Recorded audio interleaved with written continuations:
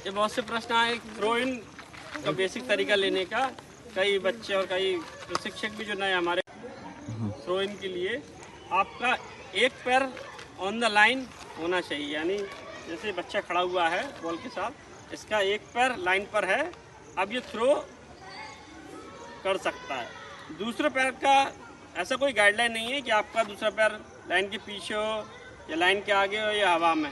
एक थोड़ी सी भ्रांति बच्चों में कि एक पैर हवा में, जैसे एक पैर उठाना, ज़्यादातर बच्चे इस तरह और उठा पीछे, ऐसे एक पैर उठा के बॉल फेंकते हैं।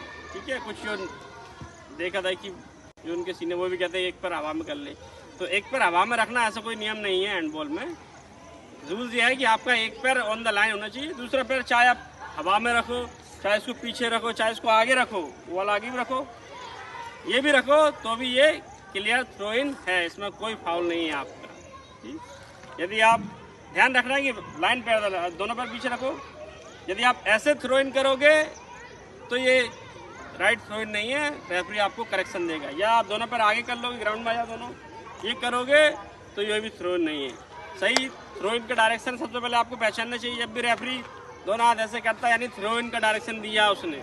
ज़्यादातर बच्चे इस कन्फ्यूजन में रहते हैं, कई रेफरीज भी है हमारे सिंपल ऐसे हाथ करते हैं तो बच्चे कन्फ्यूज होते हैं, फ्री थ्रो लेना है मुझे या थ्रो इन लेना है।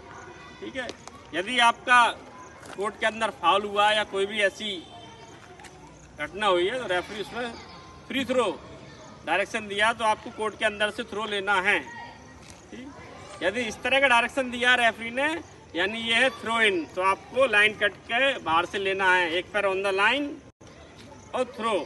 दूसरा पैर आप कहीं भी रख सकते हो, आप नीचे ज़मीन पर रख सकते हो, हवा में रख सकते हो या आगे रख सकते हो। ठीक है, ये क्लियर इसका रूल्स है। ऐसे बहुत सारे प्रश्न हैं छोटे बच्चों के, स्कूल वाले बच्चों के, आप प्रश्न बार बार पूछते रहें, उसके जवाब आपको क्लियर पिक्चर के साथ मिलते रहेंगे। धन्यवाद। ठीक है।